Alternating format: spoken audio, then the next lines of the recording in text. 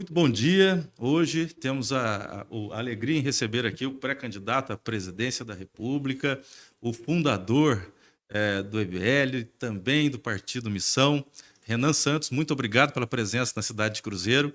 É uma honra ter você aqui. Uma honra minha estar aqui, um prazer também. Eu até tive sido questionado ter sido o primeiro pré-candidato a presidente em algum tempo a vir aqui na cidade. Eu acho um absurdo, porque é uma região para nós paulistas importantíssima, uma região que foi palco de batalhas importantes na nossa história, faz parte do espírito nosso e tem que ser visitada com certeza, até porque, pelo menos no meu projeto de campanha, meu projeto de governo para o Brasil, essa região ela será um polo estratégico de tecnologia e tecnologia militar. Então, é uma região que não apenas temos que visitar, como entender muito sobre ela. O último candidato à presidência da República que nós tivemos aqui foi no final dos anos 80. Fernando Collor ficou marcado como uma chuva de granizo na cidade que destruiu a cidade inteira. E aí foi o último, e nunca mais tivemos um candidato a presidente aqui. Que bom que tá fazendo muito sol hoje, então. Muito sol, muito sol.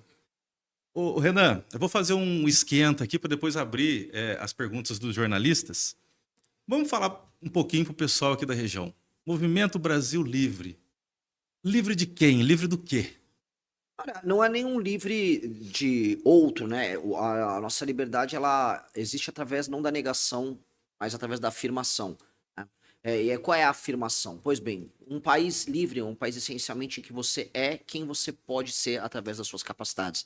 Um país livre é um país soberano, dono do seu próprio território, dono do seu próprio destino. Um país livre é um país em que as pessoas não precisam ter medo de andar na rua com o seu celular, que ele não será roubado, ou que precisem colocar muros nas suas casas, grades em cima desses mesmos muros, insufilme no carro. Um país livre é um país em que você possa contratar ou demitir uma pessoa de maneira tranquila e normal, sem culpa ou pressão do Estado. Um país livre é um país em que você pode abrir ou fechar uma empresa sem ser tratado como um bandido. Ou seja, é um país em que suas potencialidades como ser humano, elas são ampliadas e elas se realizam no mundo. E hoje nós não somos isso, né? Cada exemplo que eu dei aqui, ele é negado pela realidade brasileira. Nossa realidade hoje é uma realidade muito ruim. E a tendência dela, infelizmente, não é de melhora. Então, como a gente reverte essa curva de decadência? Nós temos um plano e, enfim, tornar o Brasil livre passa por esse plano. E falando um pouco agora do Partido Missão, o Partido Missão ele surge num momento em que existe um ódio crescente, arraigado já na sociedade brasileira. A direita com ódio da esquerda, a esquerda com ódio da direita. O que o Partido Missão pode proporcionar de novo nesse contexto? Olha, é um bom ponto que você levantou, porque de fato há um ódio interpessoal, né? O lulista odeia o bolsonarista. Mas o lulista não odeia as ideias do bolsonarista e tampouco o bolsonarista odeia as ideias do lulista. Porque eles não têm ideia nenhuma para defender. Então, qual é o plano de governo do Flávio Bolsonaro? Não existe. Não existe. Flávio Bolsonaro é pré-candidato até antes que eu. Ele não tem um plano de governo. O Lula, ele é presidente em exercício e ninguém sabe qual foi o programa do governo e tampouco qual o plano para o próximo governo dele caso ele vença as eleições.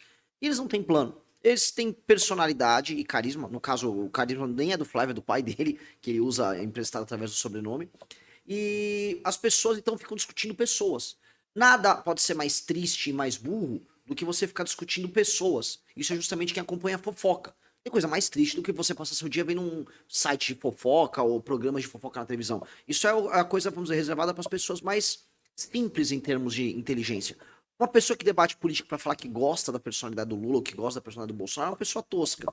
Então nós não podemos guiar por isso, né? Nós podemos discutir depois das pessoas, nós podemos discutir fatos e acima dos fatos nós discutimos ideias. Então o nosso grupo político ele está discutindo ideias para o Brasil, planos para o Brasil. Depois a gente baseia esses planos em fatos para poder falar a verdade. E depois nós discutimos as pessoas. Eu acho que isso, vamos dizer, quebra esse jogo estúpido. Porque eu posso chegar para um seguidor do Flávio Bolsonaro, do Jair Bolsonaro, que seja, e falar ideias que eles vão concordar conosco. Mesma coisa se eu chegar num petista. Menos petista, mas haverá alguma coisa que ele vai concordar conosco. Eu posso, enfim, convencer ele através das ideias. Essa turma não, eles nunca debatem ideias, eles nunca têm plano pra nada. Eles querem só discutir que eles gostam do político A e que eles desgostam do político B. A partir dessa ideia, né, dessa sua fala, estou vendo aqui os livros amarelos aqui do MBL.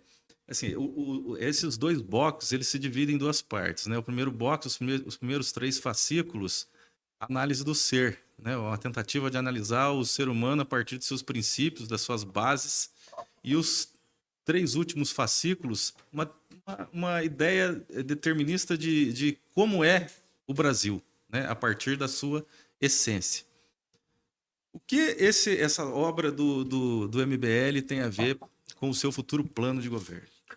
Na verdade, o livro amarelo é do Partido Missão. A gente faz uma diferença, porque cada um. Uhum. O MBL é o movimento, por exemplo, a revista Valete do MBL. MBL. E o livro amarelo é da Missão.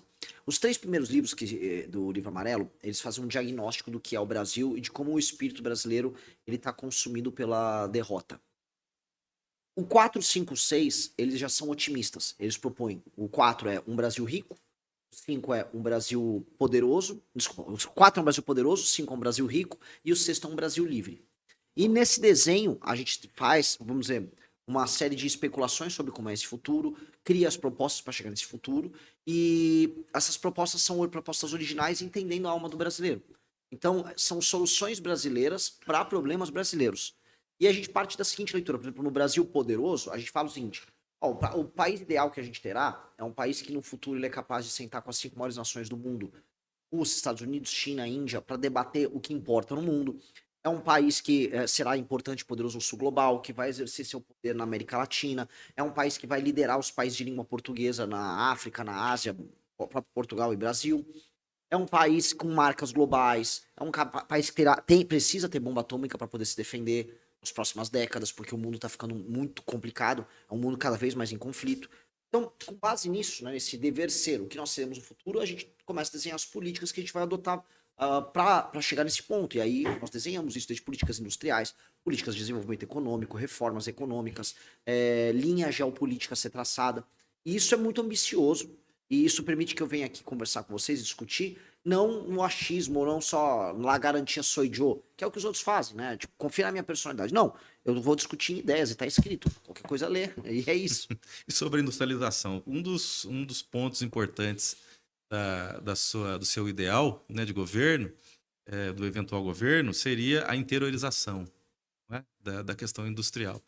Essa interiorização, você pensa no Nordeste ou pensa inclusive no interior do Brasil mesmo, nos estados de diferentes regiões? Eu falo muito da questão do Nordeste, porque se resolver o Nordeste, você resolve o Brasil.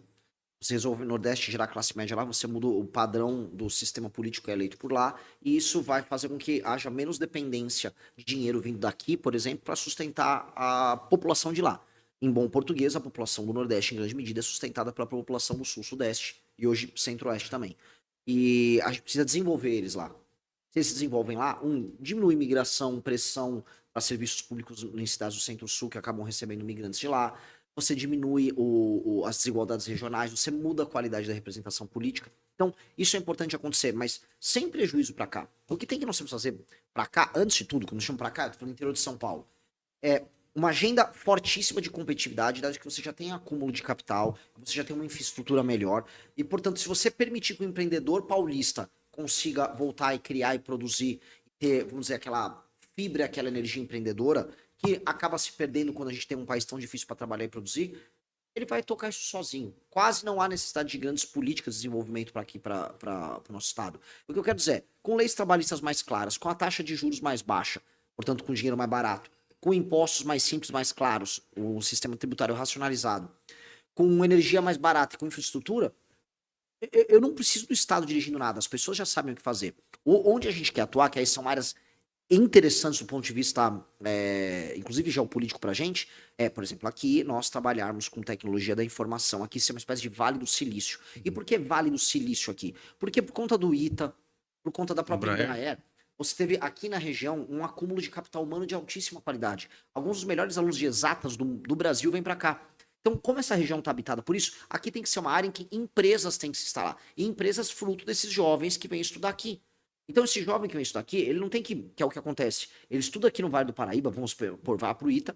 Aí de lá ele arruma um emprego na Faria Lima para trabalhar com fundo de investimento. Não, ele trabalha com engenharia na região. E aí, nesse ponto, o Estado tem que atuar, porque já existe capital humano de qualidade, já existem empresas, já existe uma infraestrutura prévia. O investimento aqui é investir nas startups, criar startups como Israel faz, startups ligadas à segurança, tecnologia da informação, tecnologia militar, e a gente criar um complexo privado, com alguma participação pública nesse setor que envolve segurança, envolve Forças Armadas, envolve equipamento militar, para essa região ser uma região que nos coloque na ponta no mundo nesse tipo de discussão. E isso já acontece. Onde somos excelência de verdade. Então, é o caso da Embraer hoje, que disputa com as maiores empresas do mundo na área. Então, quem faz avião faz drone, quem faz drone faz equipamento militar de última geração, e nós precisamos fazer isso na região. Falando em segurança, aqui o Vale do Paraíba ele vive um momento extremamente complicado, que das 10 cidades mais violentas do estado em relação ao homicídio doloso, 6 delas estão no Vale do Paraíba e Litoral Norte. O que a gente pode pensar em relação a essa política de segurança? Porque até também é uma fala sua contra as facções, são, por exemplo, para aumentar o rigor em relação a pena para o pessoal das facções. Restringir o direito à ampla defesa. O que a gente pode dizer em relação a isso no Vale do Paraíba? Vamos lá, vocês são uma zona de passagem para o Rio de Janeiro. Vocês são uma zona de idas e vindas de criminosos. A região do litoral norte, assim como parte do litoral como um todo do estado de São Paulo, é tomada e ocupada pelo PCC, e é uma região estratégica pelo PCC, porque eles fazem escoamento de drogas via Porto de Santos para a Europa e Estados Unidos. Esse é o grosso do volume bilionário de negócios que eles têm, e o litoral como um todo é usado como base para ele. Isso. A gente já chegou até incursões do Comando Vermelho pelo litoral de São Paulo também, para a gente entender o tamanho da gravidade. E aí, por ser região de passagem, toda região de passagem que tem um papel logístico, ela acaba sendo mais complicada, para falar aqui. Ela é sempre, em termos de segurança pública, uma região que demanda uma atenção maior. Agora, para o enfrentamento, a receita não é muito diferente do que eu venho propondo para outros lugares. Alteração nas leis penais, nas leis de processo penal, portanto, penas maiores. Alteração nas leis de execução penal para não ter a progressão de pena, não ter saidinha, porque a maior parte dos criminosos são resistentes. E aí, para os membros da facção, é exatamente isso que você colocou. Nós precisamos retirar os amplos direitos de defesa de um faccionado, portanto, o direito tem que ser contra ele, muito veloz. Ou seja, o Estado tem que agir de maneira muito rápida com ele e não ter impedimentos processuais nessa ação do Estado, e as penas têm que ser muito altas. Assim, nós conseguimos, vamos dizer, debelar, destruir a infraestrutura política dos grupos faccionados que nós temos no Brasil, e paralelamente os criminosos que vão assaltar um carro, que roubam um celular, que vende a droga, eles vão ficar presos por muito tempo. Com base nisso, eu acho que a gente diminui drasticamente os números que a gente tem. Você gostou desse corte? Deixe o seu like. Se você gosta de se manter informado no mundo da política, considere se inscrever. Temos vídeos novos todos os dias.